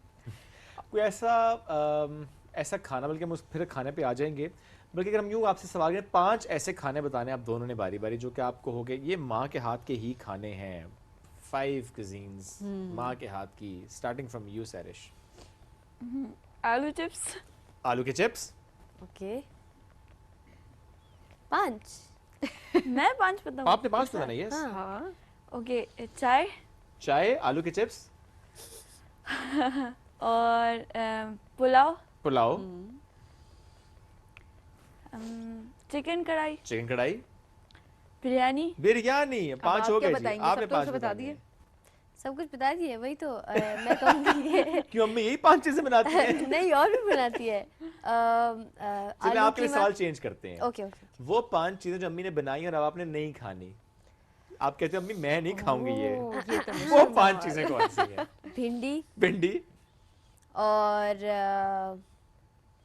आई थिंक सिर्फ भिंडी, क्योंकि मुझे भिंडी ऐसे नहीं पसंद, मतलब मेरा दिल एक्सेप्ट नहीं करता कि मैं वो खाऊं, मेरा मुंह एक्सेप्ट नहीं करता कि ज़ाहिर है कुछ चीजें होती हैं जो आपको नहीं उस तरह से उतनी पसंद होती बिल्कुल। कि आप खा और जो सब इसने बताया वो तो मुझे खाना पसंद है। चाहेंगी आप। भिंडी के अलावा कोई नखरा करती हैं? हालांकि भिंडी बहुत मजे की हाँ, सब्जी है, लेकिन अपनी अपनी चॉइस है ना, अपनी चॉइस। लेकिन वैसे बता रही हूँ, करेले भी नहीं खाती है। करेले भी नहीं खाते जी वो आप? कौन खाता है? यार खाते हैं हम लोग, हमें बहुत पसंद पसंद है है। करेले, भरे हुए करेले, कीमा करेले, एग्जैक्टली। I mean wow. आप Okay. वैसे ये 2 नेमतों से महरूम है, ठीक है? करेले भी नहीं खाती और मैं गोश्त नहीं खाती। गोश्त मैं- नहीं खाती, आप गोश्त नहीं, नहीं मैं- खाती। ओके, और ये मैं सब कुछ खाती हूँ इसके अलावा।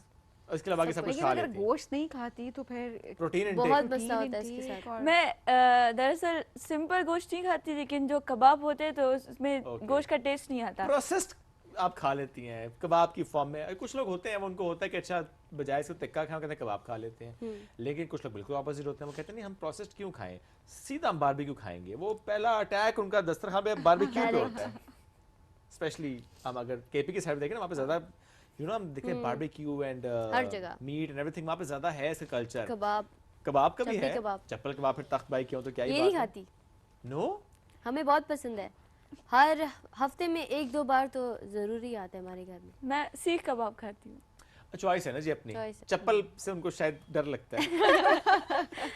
क्योंकि वो आए दिन तो हरकतें नाम ऐसी का हैं भी थोड़ी फेयर सी। होता है ना कि ये ना अभी मुझे चप्पल ऐने खाम खाई अम्मी की आ ही ना जाए कबाब तो मेरे चप्पल भी मिले। लास्ट टाइम ऐसे शरारत जिस पे आपकी अम्मी ने आपको हल्का सा प्यार से अभी अभी अभी अभी किस बात पे? अभी कुछ दिन पहले मेरी और इसकी स्कर्ट पे लड़ाई थी। ओके, कि ये मैं पहनूंगी, इसने कहा ये मैं पहनूंगी, मैंने कहा ये मेरी है, कहती हो मेरी है। तो हम दोनों एक दूसरे पे बहुत वो थी किसकी? तेज आवाज से, गलती इसकी थी, हम बहुत तेज आवाज से बात कर रही थी, तो मम्मा आई, इसको तो मारा लेकिन मुझे भी मारा, वो तो ये और मैं तो हंस रही होगा। थी, रो रही थी। ये थप्पड़ पड़ा था। पीछे से मारा कमर पे। अच्छा ये तो होता है ना, अगर दो बहन भाई की लड़ाई हो रही है, ये तो हमारे घर में भी होता है। मेरे बच्चे अगर लड़ रहे हो ना, मैं नहीं पूछता गलती किसकी है, दोनों को डांट पड़ती है दोनों को इक्वली। मार पड़ती ये इन जीन्स है हमारे कि हमने भी मारे हैं, गलती डांटे किसकी खाए। भी हो। वो ऐसे होता है ना कि एक को मार पड़ रही होती थी ना बचपन दूसरा में, तो काम बाकी लेते- सारे ना एक मुसल्ले पे चढ़ते थे जयनमाज पे, एक किताबें खिसक फौरन लेके बैठ जाते थे कि उसको पढ़ गई, अब मेरी बारी ना आ जाए तो थोड़ा अपनी हरकतें जो है ना वो सीधी कर लेते सीधी हैं। कर ले। नहीं वैसे भी किसी को डांट पड़ रही होती थी ना, तो हम निकलते थे वहां से कि अब देखो डांट पड़ी है, माहौल गर्म है। तो ये आप ना कहीं आप लपेट में जरूर आएंगे, हाँ तो निकलो वहां से। हिट हो जाएंगे, तो वहां से बस साइड पे चले जाओ, तो ये भी बड़ा जरूरी है। अच्छा जी, अभी क्या गोल सेट किया लास्टली, अगर ये बताएं। अभी नया competition जो क्या? नेक्स्ट आ रहा है इंशाल्लाह, अभी हमारे ट्रायल्स जो है तो हो रहे हैं, तो जो है एशियन सीनियर के लिए, जो कि Okay. बहुत बड़ा इवेंट है, वो पाकिस्तान में होगा।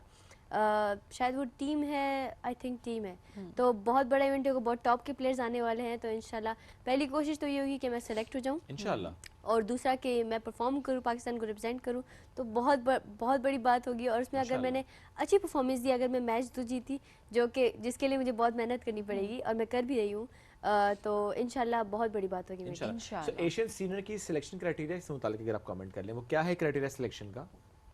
पूरे पाकिस्तान से लड़कियां आएंगी, मतलब जो टॉप 10 की लड़कियां है पूरे पाकिस्तान से, वो हर एक सूबे से आएगी। तो हम लोग पेशावर KPK से आए थे, ठीक है। और हमारे साथ आई थिंक 4 लड़कियां 5 लड़कियां और थी, बल्कि KP बहुत से। ज़्यादा।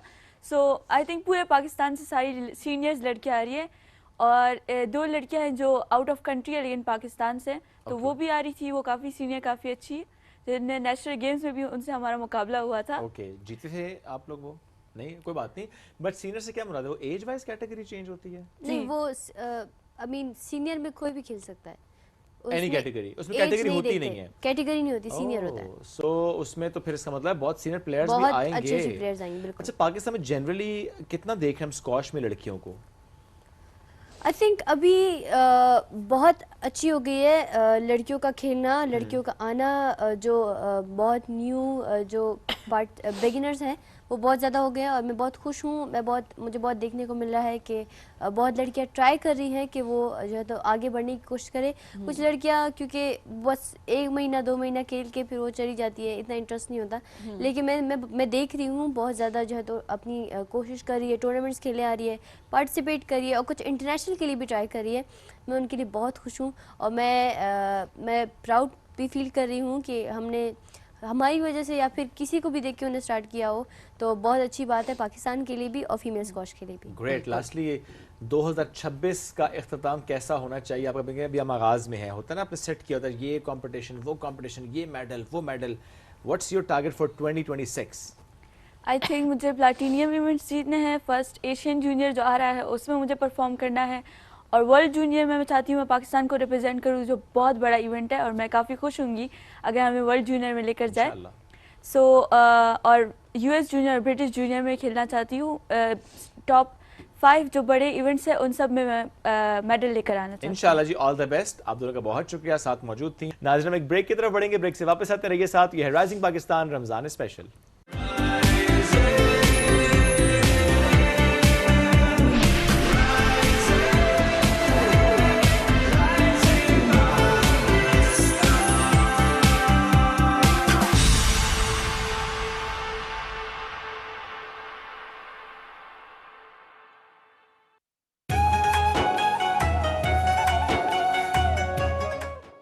सुबह 9 बजे से 10 बजे तक की नशरियात के लिए हमारे साथ ताउन किया है Colgate, Dalda foods, FFC, Garnier, jazz cash, खर्ची जामे शीरी, स्प्राइट, तलो।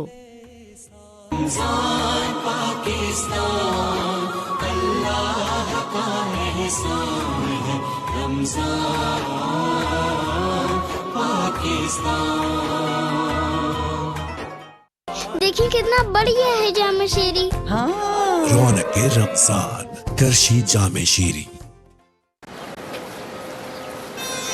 सब गुस्सेले जवानों के लिए स्प्राइट लेमन मिंट हाजिर है। गुस्से के सारंग पे म्यूट दबा, इफ्तार के वक्त हौसला फरमा, खाने की रीलें देख के दिल को ना तू जला। मिंट लगा ठंड मचा, सहरी तक यही वाइब चला। सागी ठंडा आ गया है।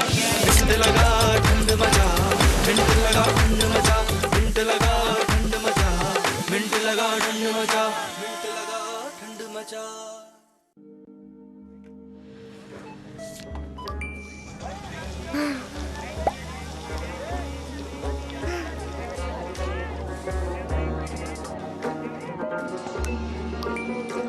मेरा बेटा आज इफ्तारी में क्या खाएगा?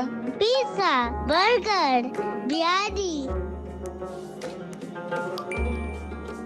सहरी से इफ्तार तक रमजान की खुशियों को दोबाला करने के लिए जैज़ कैश है ना। गुस्से के सारंग पे म्यूट दबा, इफ्तार के वक्त हौसला फरमा, खाने की रीलें देख के दिल को ना तू जला। सागी ठंडा आ गया है। मिंट लगा ठंड मचा, मिंट लगा ठंड मचा, मिंट लगा ठंड मचा। ब्यूटीफुल हेयर और एक भी सफेद बाल नहीं। मेरा सीक्रेट गार्नियर कलर नेचुरल्स, जो है अमोनिया के बगैर। इसमें है बादाम का तेल, जिससे मिले बिल्कुल नेचुरल लुकिंग कलर, जो चले 2 महीनों तक और मेरे सारे सफेद बाल गायब सिर्फ 15 मिनट में। और इनके भी गार्नियर कलर नेचुरल अब चले 2 महीने सिर्फ 199 रुपए के साशे पैक में। देखिए कितना बढ़िया है जामे शीरी। हाँ। रौनक रमजान, करशी जामे शीरी। हर इफ्तार टेबल पे है उस खास लम्हे का इंतजार।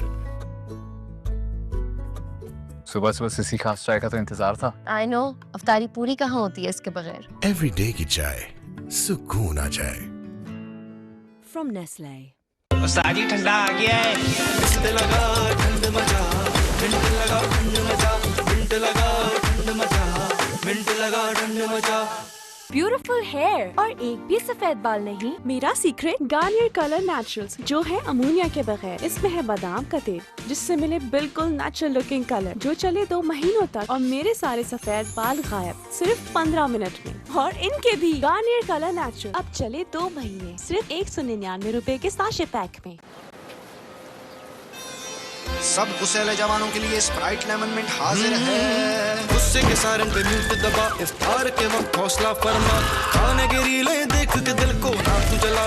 मिंट लगा ठंड मचा, सहरी तक यही वाइब चला। सागी ठंडा आ गया है। मिंट लगा ठंड मचा, मिंट लगा ठंड मचा, मिंट लगा ठंड मचा, मिंट लगा ठंड मचा, मिंट लगा ठंड मचा। किचन में ईद का चांद नजर आ चुका है, क्योंकि डालडा की कीमत अब पूरे 75 रुपए कम। अब हर किचन में ईद, क्योंकि डालडा दे रहा है पूरे 75 रुपए की शानदार बचत। मेरे किचन में तो ईद आ गई, और आपके? पाकिस्तानी खाने जुबान पे लगे तो छूटते नहीं हैं, और अगर कपड़ों पे लगे तो वो कोरमे को आउट ऑफ साइट कर देगा। कढ़ाई से भी फाइट कर लेगा। कौन? ब्राइट, क्योंकि नए ब्राइट का बेस्ट एवर फॉर्मूला गहराई से दाग निकाले। आपके रेस्टोरेंट का मेन्यू आपकी यूनिफॉर्म में भी नजर आता है। इसीलिए तो ये काम ब्राइट और आपको दिया जाता है।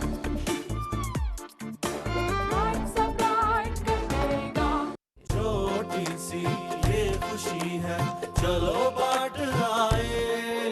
रौनक रमजान, करशी जामे शीरी।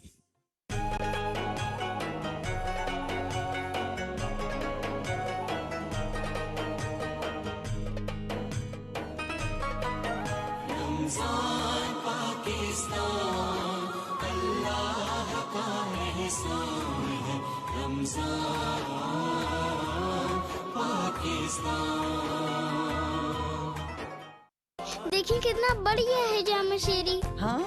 रौनक रमजान, करशी जामे शीरी। अहमद बेटा चलो उठ जाओ। मम्मा, हाँ दांत में बहुत दर्द है। कैविटी कैविटी है क्या? मैं स्कूल कैसे जाऊंगा? आज फिर स्कूल छोड़ो। ओके मम्मा। तुम ना एक्टिंग स्कूल जाओ, अच्छी कर लेते हो ड्रामेबाज।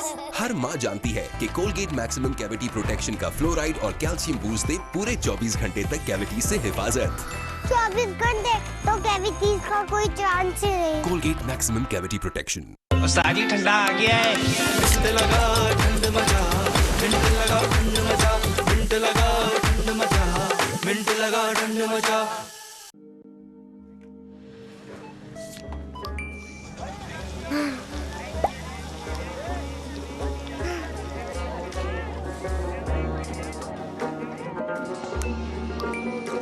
मेरा बेटा आज इफ्तारी में क्या खाएगा?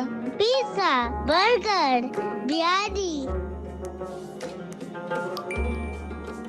सहरी से इफ्तार तक रमजान की खुशियों को दुबाला करने के लिए जैज़ कैश है ना।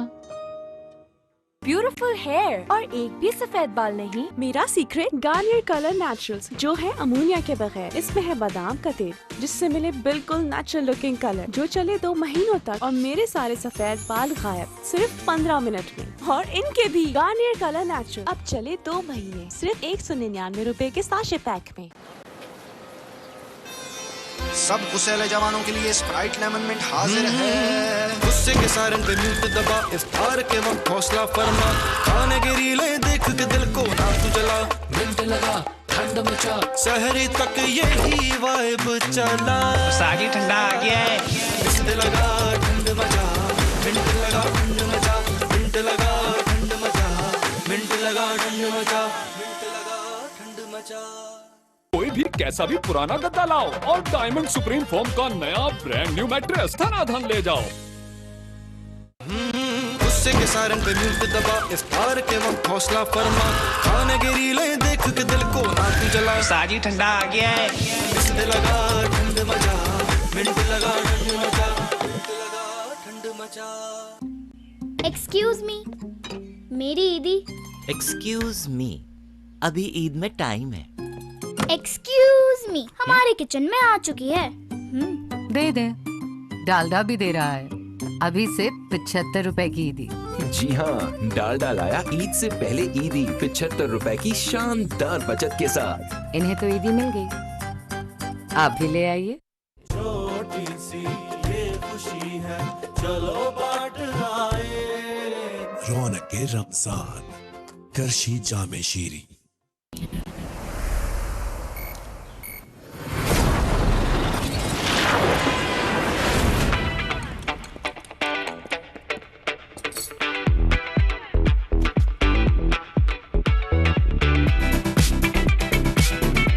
Get ready for 5G from Ufone, Telnor and Onyx. It's more than just speed.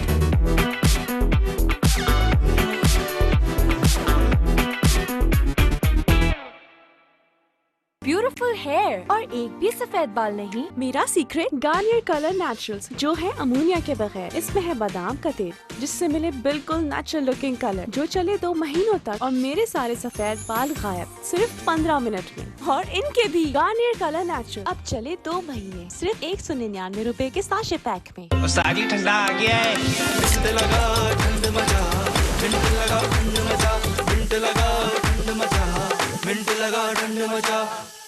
देखिए कितना बढ़िया है जामे शीरी। रौनक के रमजान, करशी जामे शीरी।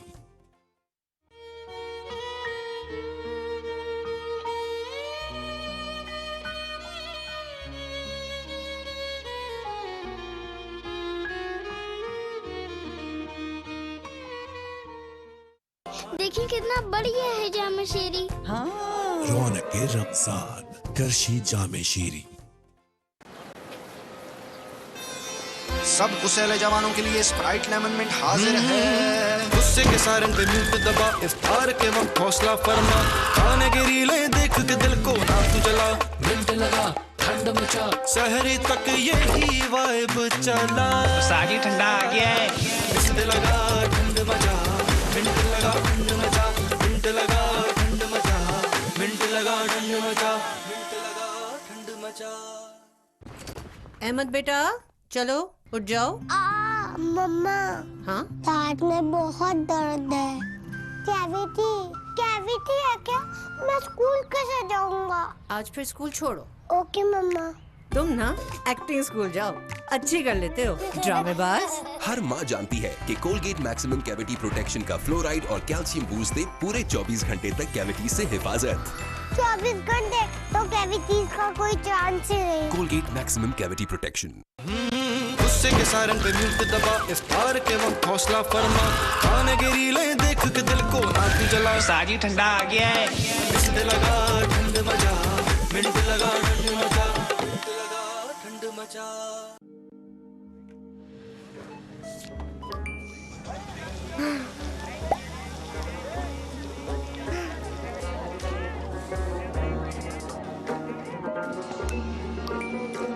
मेरा बेटा आज इफ्तारी में क्या खाएगा?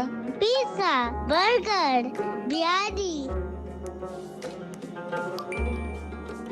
सहरी से इफ्तार तक रमजान की खुशियों को दुबाला करने के लिए जैज़ कैश है ना। गुस्से के सारंग पे म्यूट दबा, इफ्तार के वक्त हौसला फरमा, खाने की रीलें देख के दिल को ना तू जला। सागी ठंडा आ गया है, मिंट लगा ठंड मचा, मिंट लगा ठंड मचा, मिंट लगा ठंड मचा।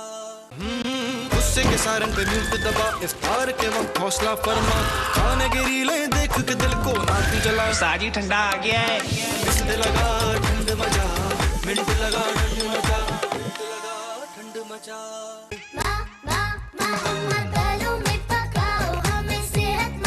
पेश है तलो रमजान स्पेशल पैक, वो भी 50 रुपए की शानदार बचत के साथ। तो अब बनाएं पूरे रमजान मजेदार और एक्टिव एनर्जी से भरे खाने।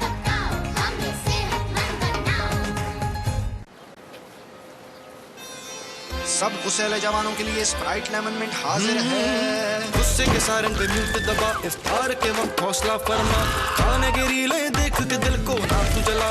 मिंट लगा ठंड मचा, सहरी तक यही वाइब चला। सागी ठंडा आ गया है, मिंट लगा ठंड मचा, मिंट लगा ठंड मचा, मिंट लगा ठंड मचा, मिंट लगा ठंड मचा, मिंट लगा ठंड मचा। हर इफ्तार टेबल पे है उस खास लम्हे का इंतजार। सुबह सुबह सिसी खास चाय का तो इंतजार था। आई नो, अफ्तारी पूरी कहाँ होती है इसके बगैर। एवरी डे की चाय सुकून आ जाए। From Nestle.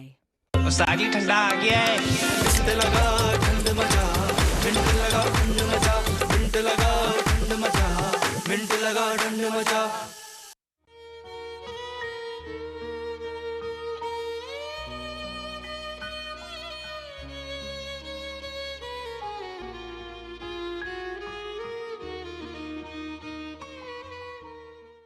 देखिए कितना बढ़िया है जामे शेरी। रौनके रमजान करशी जामे शीरी। गुस्से के सारंग पे म्यूट दबा, इफ्तार के वक्त हौसला फरमा, खाने की रीलें देख के दिल को नाक जला। साजी ठंडा आ गया है, मिंट लगा ठंड मचा, मिंट लगा ठंड मचा, मिंट लगा ठंड मचा।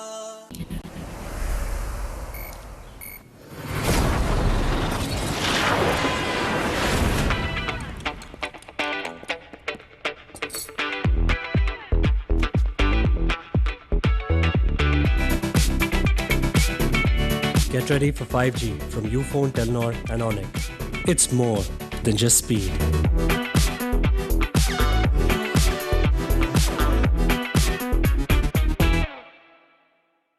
साजी ठंडा आ गया है, मिंट लगा ठंड मचा, मिंट लगा ठंड मचा, मिंट लगा ठंड मचा, मिंट लगा ठंड मचा।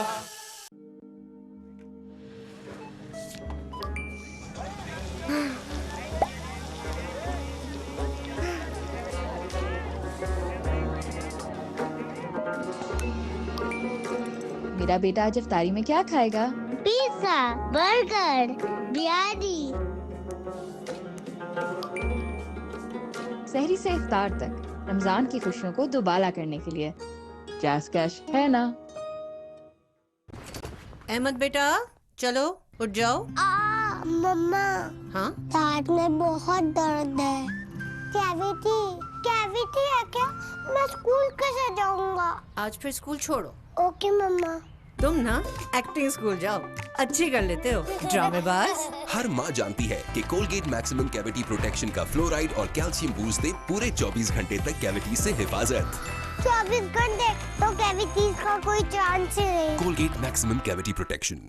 साजी ठंडा आ गया है, मिंट लगा ठंड मचा, मिंट लगा ठंड मचा, मिंट लगा ठंड मचा, मिंट लगा ठंड मचा। कोई भी कैसा भी पुराना गद्दा लाओ और डायमंड सुप्रीम फोम का नया ब्रांड न्यू मैट्रेस धनाधन ले जाओ। सब गुस्सेले जवानों के लिए स्प्राइट लेमन मिंट हाजिर है। गुस्से के सारंग पे म्यूट दबा, इफ्तार के वक्त हौसला फरमा, खाने की रीलें देख के दिल को नाक जला। मिंट लगा ठंड मचा, सहरी तक यही वाइब चला। साजी ठंडा आ गया है, मिंट लगा ठंड मचा, मिंट लगा ठंड मचा, मिंट लगा ठंड मचा, मिंट लगा ठंड मचा, मिंट लगा ठंड मचा।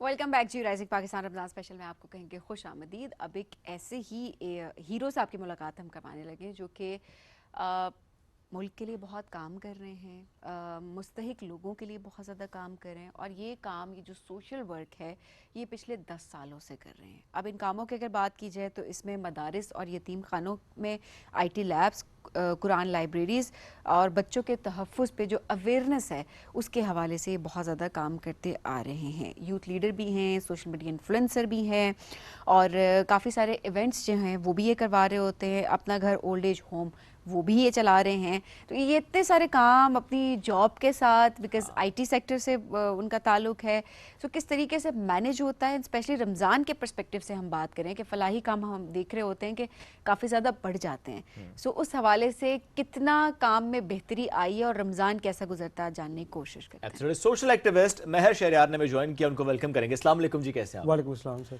बहुत शुक्रिया मैशर आपका। तकरीबन 8 शहर आपने आइडेंटिफाई किए हैं जहाँ पे आप लोग ज़्यादा काम कर रहे होते हैं एक्टिवली, राइट? तो हम स्टार्ट करते हैं रमज़ान के पर्सपेक्टिव से, जो दस्तरखान आप लोग लगा रहे होते हैं इस वक्त किन किन शहरों में और किस तरीके से आप इसको मैनेज करते हैं? सर रमज़ान हमने तो जब फर्स्ट टाइम स्टार्ट किया था ना, तो हमने टारगेट किए थे ऑर्फनेजेस। क्योंकि हम देखते थे कि रोड्स के ऊपर जो होते थे दस्तरखान बहुत ज़्यादा लगते थे, लेकिन ऑर्फनेजेस के अंदर ये रूटीन कम पाई जाती थी। ठीक है।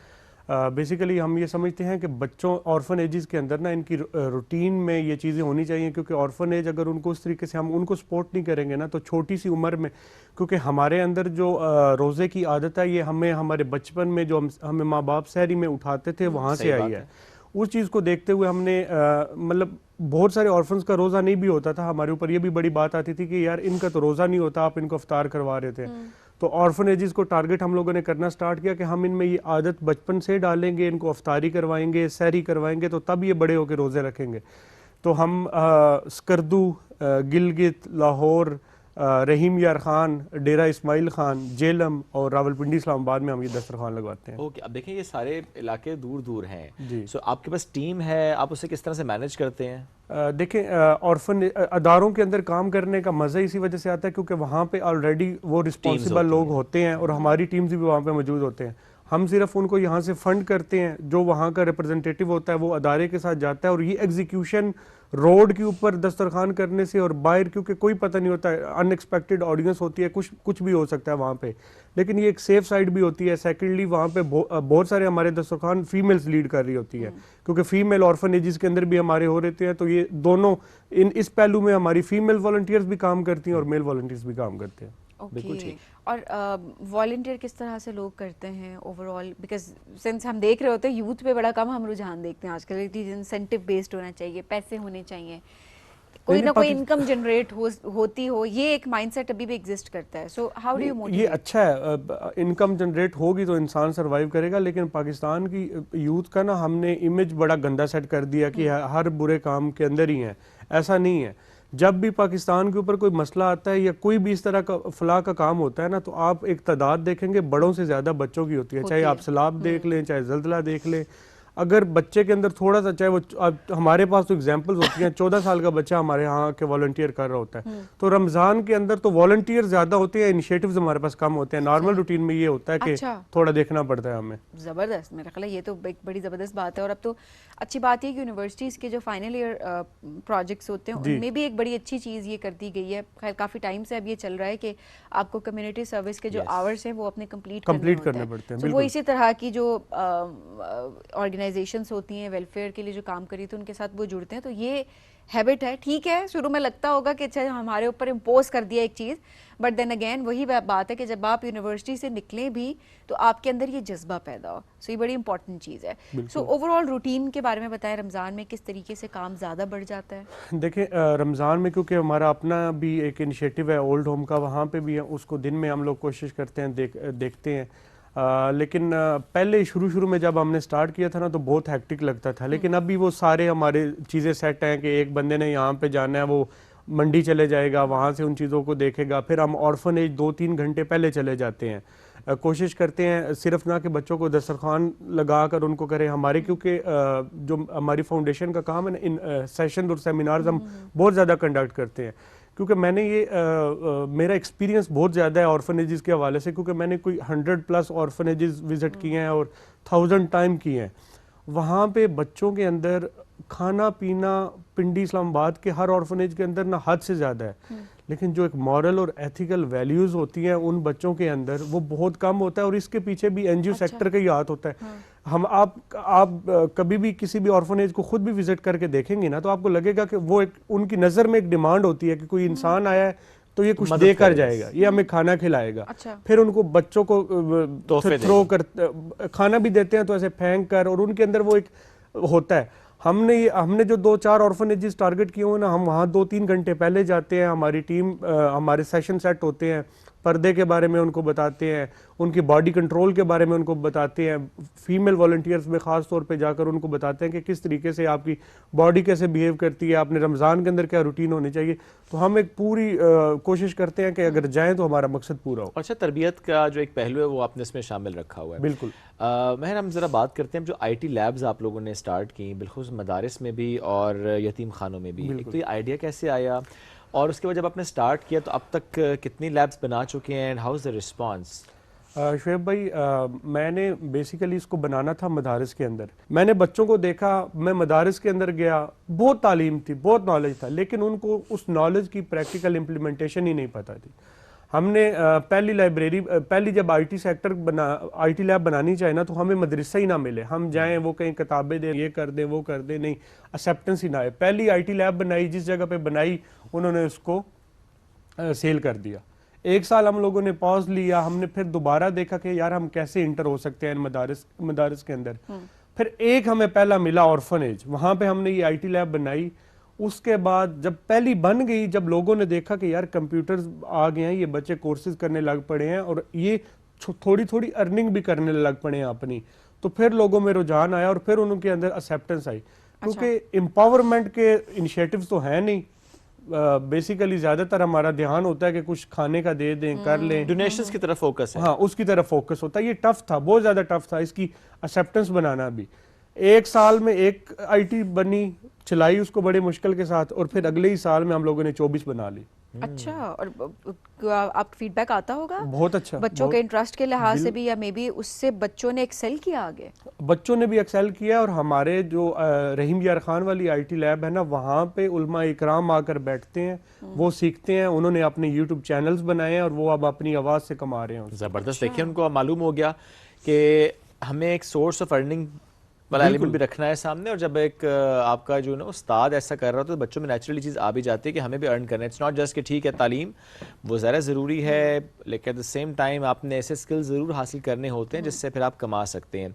एट द सेम टाइम हर ज़रा में पाकिस्तान में बहुत से अच्छे मदारस देखे भी हैं, हम उनके बच्चों को देखते हैं, वो A लेवल्स कर रहे होते हैं, वो नॉन मैट्रिक कर रहे हैं तो उनकी चॉइस है, रोबोटिक्स में वो आगे नज़र आ रहे हैं। दैट मीन्स कि देखें एक्सेप्टेंस बहरहाल है, लेकिन हाँ ये बहुत ज़रूरी होता है कि ऐसी कोऑर्डिनेटेड एफर्ट्स हों जो कि फिर उसका रिजल्ट हमें नज़र भी आ रहा हो। ये दुरुस्त है कि छोटे मदारिस में भी ये इशू ज़रूर देखते हैं कि वहाँ पर शायद ये फोकस नहीं है कि अच्छा IT लैब्स या ऐसे कोर्सेज या ऐसी तालीम जिससे आपका रोज़गार जुड़ा हो, इज़न्ट इट? बिल्कुल बिल्कुल सही कह रहे हैं आप। सो आप छोटे मदारिस को आप टारगेट करें? जी। हाँ, मदारिस पहले तो देखते ही वो हैं कि जो डिजर्विंग हो, ठीक है, क्योंकि ना राइट जगह के ऊपर आप लोगों का वैसे होता है रुझान के देखें कि एक इस्टेब्लिश सेटअप में डोनेट करें, हम वो चीज़ नहीं देखते। अब मैं आपको बता रहा हूँ ना, मैं पिछले दिनों भी था कि हमने स्कर्दू में जब IT लैब बनाई ना, तो वो होस्ट कहते हैं कि वहाँ पे नेवटेक भी तो काम कर रहा है ना। मैंने कहा आप ये बताएं कि स्कर्दू के अंदर नेवटेक है, जब वहाँ तक जिस जगह पे रसाई ना हो वहाँ पे काम करने का मजा आता है।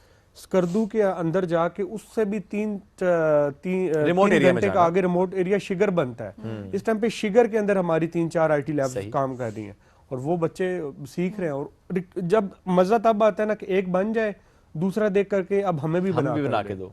तो ये हमारे पास रिक्वेस्ट अल्हम्दुलिल्लाह इतनी है, और हमारा प्लान है कि इस साल में हम तकरीबन 100 कंप्लीट करें। अच्छा, बच्चों के राइट्स के लिए भी आप लोग काम करते हैं, उसके लिए भी बात कर रहे होते हैं?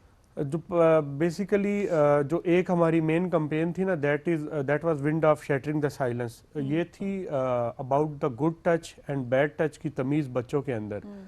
ये हमें मुझे क्यों ज़रूरत नज़र आई, क्योंकि मेरा जो जिस कम्युनिटी से ख़ुद तल्लक था ना, वहाँ पे बच्चे 3 तरीके से तबाह हो जाते थे। या उनके अंदर असले का शौक आ जाता था, या वो नशे के अंदर लग जाते थे, या फिर तीसरा बड़ा प्रोस्पेक्टिव मेरे नज़र में जो मेरी केस स्टडी है ना, बच्चा तबाह तब होता है वो जब वो अपनी एज से बड़ी एज के बंदे के साथ दोस्ती करता है। इन 3 के ऊपर हम लोगों ने एक छोटा सा रसाला डिज़ाइन किया था, that was wind of shattering the silence, कि यार हमने बच्चों को ना मेंटल डिस्टर्बेंस से बचाने के लिए, चाइल्ड अब्यूज से बचाने के लिए उनको बताना है कि यार what is the difference between good touch and bad touch. Start लिया, स्कूल में गए, मैंने बच्चों को समझाने से पहले हम बच्चों को समझाने लगे हैं तो टीचर्स उनके छुपना शुरू हो गए। When I started to tell them the difference between good touch bad touch, फिर महसूस हुआ कि बच्चों को बाद में पहले टीचर्स को बताएं हम इस बारे में, क्योंकि आप फॉरेन स्टडी करें ना तो वहाँ दूसरी क्लास में बच्चे को पता होता है कि यार मेरी बॉडी है, मुझे कहाँ पे कोई हाथ लगा सकता है, कहाँ नहीं लगा सकता। ये ज़ाहिर है ये अवेयरनेस बहुत ज़रूरी है। यहाँ पे नहीं है, पाकिस्तान के अंदर नहीं है। तो अभी तक हम लोगों ने 1 लाख बच्चे को ट्रेन किया है इस कैंपेन के हवाले से। फिर हमने इवन जब ये नून लीग की गवर्नमेंट आई है तो उनको ये आइडिया भी हमने दिया, जिन जिन से हमारी रसाई थी, कि आप कोशिश करें, और अभी आपके कैरिकुलम के अंदर है 4 क्लास के अंदर about good touch and bad touch. That's very nice. अच्छा, मैं फिर से आईटी लैब्स पे आऊँगा। कुछ ऐसे सक्सेस स्टोरीज भी आपके सामने, बिकॉज आप काफ़ी अरसे से काम कर रहे हैं, कि जिन्होंने वहाँ से सीखा और उसके बाद एक्सेल किया, थोड़ी ऐसी कोई सक्सेस स्टोरी भी बिल्कुल है। देखें, कोई थ्योरी कामयाब ही तब होती है जब आपके पास उसका कोई फाइनल रिजल्ट आता है। हमारे पास, मैंने आपको बताया ना, मुझे सबसे अच्छा इसके अंदर ना, अब 25 की 25 है ना, तो वो 25 की 25 कामयाब भी नहीं हुई। उसके पीछे वजह क्या होती है कि जो चलाने वाले होते हैं ना, कोई उनका इतना रुझान भी नहीं होता। रहीम यार खान बहुत अच्छा हमारा रहा, वहाँ पे बच्चियों ने बहुत सीखा तकरीबन। अब रहीम यार खान में भी ना उधर सैलरीज बड़ी कम है, लेकिन वहाँ की बच्ची छोटे छोटे कोर्सेज से, उनको ग्रेस एकेडमी थी वहाँ पे, एक बच्ची को वहाँ पे जॉब मिल गई। एक उलमा इकराम थे, उन्होंने स्टार्ट कर दिया। शिगर के अंदर एक 14 साल 15 साल बच्ची थी, उसको ने अपना यूट्यूब चैनल बना लिया वहाँ से करके। तो मल्टीपल है। मैं आपको बताता हूँ कि दरबार के अंदर आपने आईटी लैब सुनी है कभी? नहीं।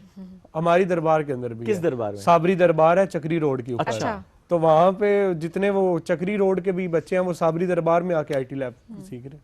अच्छा, इदारे भी इसमें ताउन करते हैं आपके साथ, या बाज़ औक़ात होता है ना, जो एक ट्रेडिशनल सिस्टम चल रहा है, वो कहते हैं जी वो चल रहा है, दीन की तालीम है तो बस हम दीन की तालीम पे ही रख रहे हैं, या फिर बाकी निसाब अगर है वो कहते हैं जी हम उसी करिकुलम को फॉलो करके चल रहे हैं, वी डोंट नीड दैट। कुछ एक्सेप्टेंस के भी मसाइल हैं। अब इनको भी समझ आ गई है, क्योंकि अब मदारिस को भी आहिस्ता आहिस्ता समझ, देखे ना अब नहीं, लेकिन जो पहली दफा आपने इनिशिएटिव लिया था इस तरह का, तो हर्डल्स थे, चैलेंजेस बहुत ज्यादा। अच्छा, उनको समझाना बड़ा मुश्किल होता है ना, कि उनके पास जब कोई इस तरह की चीज लेकर ही आज तक नहीं गया हुआ ना। अब पाकिस्तान के अंदर बनो काबिल ने देखे ना कितना अच्छा है, लेकिन वो भी हमारे इनिशिएटिव के बाद का इनिशिएटिव है। तो हमें तो खुशी होती है कि इतनी यंग एज में हम लोगों ने एक अच्छा ऐसा इनिशिएटिव लिया जो बाद में बड़े बड़े अदारे करें। आरफा करीम वो जो बच्ची है, उसके नाम पे जगह जगह पे आपने इंस्टीट्यूट, तो ये सारे कोशिश कर रहे हैं। अब मदरसों को भी ये बात समझ लग गई है कि अगर हमने अच्छे तरीके से करना है तो अपने बच्चे को हमने फाइनेंशियली स्ट्रॉन्ग करना है। Very true.